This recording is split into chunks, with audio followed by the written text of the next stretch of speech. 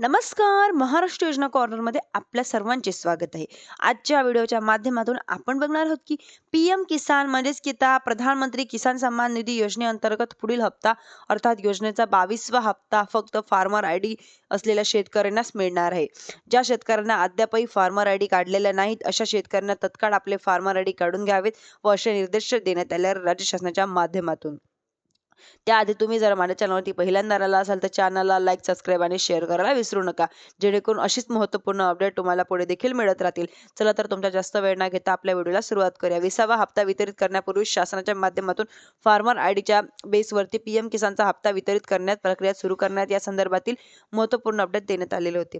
परंतु आता 20वा हप्ता गेला, 21वा हप्ता गेला, 22वा हप्ता देत असताना मात्र फार्मर आयडीच्या बेसवरती शेतकऱ्यांना व्हेरिफिकेशन करून अर्थात कुठल्याही प्रकारची केवायसीची गरज नाही. शेतकऱ्यांना ओळख पटवून आता पात्र असलेल्या शेतकऱ्यांना पीएम किसानचा हप्ता वितरित करण्याचं उद्दिष्ट देण्यात आलेले आहे. म्हणजेच की आता काही दिवसांपासून पीएम किसान योजनेच्या हप्त्यामध्ये वाढ करण्याची किंवा इतर काही जमीन बदल करण्याची चर्चा होत आहे. व या पार्श्वभूमीवर बजेट म्हणजे वाढ देखील पाहत आहे की बजेटमध्ये या संदर्भातील नवीन काही बदल होत आहे का? अद्यापही स्पष्ट जरी नसले तरी योजनेच्या अंतर्गत दिला जाणारे पुढील हप्ता मात्र तर फार्मर आयडी धारकांना शेतकऱ्यांना दिला जाणार आहे. मात्र आता या ठिकाणी निश्चित करण्यात आलेले आहे की एकंदरीत आपण जर पाहिलं तर पीएम किसान सन्मान निधी योजनेचा जो काही असलेला पात्र असलेल्या लाभार्थ्यांच्या खात्यामध्ये शासनाचे हप्ते देखील दिले जातात. महाराष्ट्रामध्ये नमो शेतकरी योजनेचा सन्मान निधी योजना ही राबवली जाते.